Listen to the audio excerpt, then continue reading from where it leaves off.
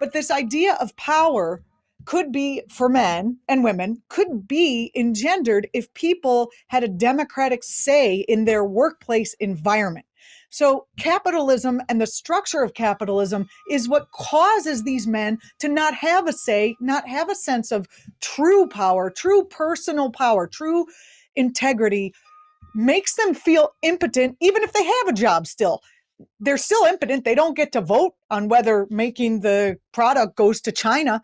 They don't get a say in whether when they make a product, it poisons the water that their children have to drink.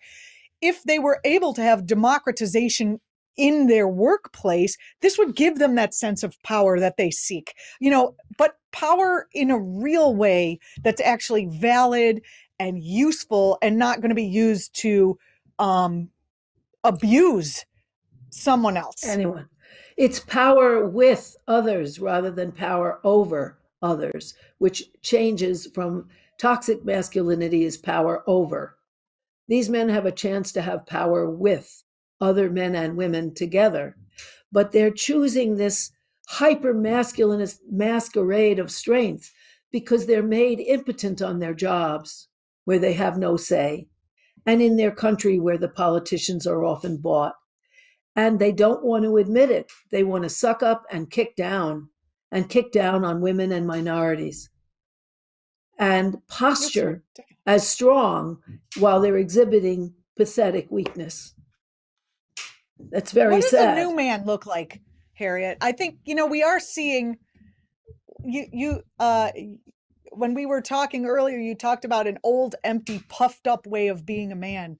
Talk about the new regular way of being a man. The new regular masculinity isn't necessarily troublesome. It's the toxic masculinity that's a problem. Right. Well, I think that the new man sees himself primarily as a person, not as a gender. That's how I always felt as a woman. Same with me. And as a person wants to connect with other people, wants to believe in the possibilities of what we can do together, and really together without a hierarchy. A real man doesn't need to puff up his strength by finding artificial barriers between himself and others that make him higher, whether they're barriers of race or gender or sex or anything.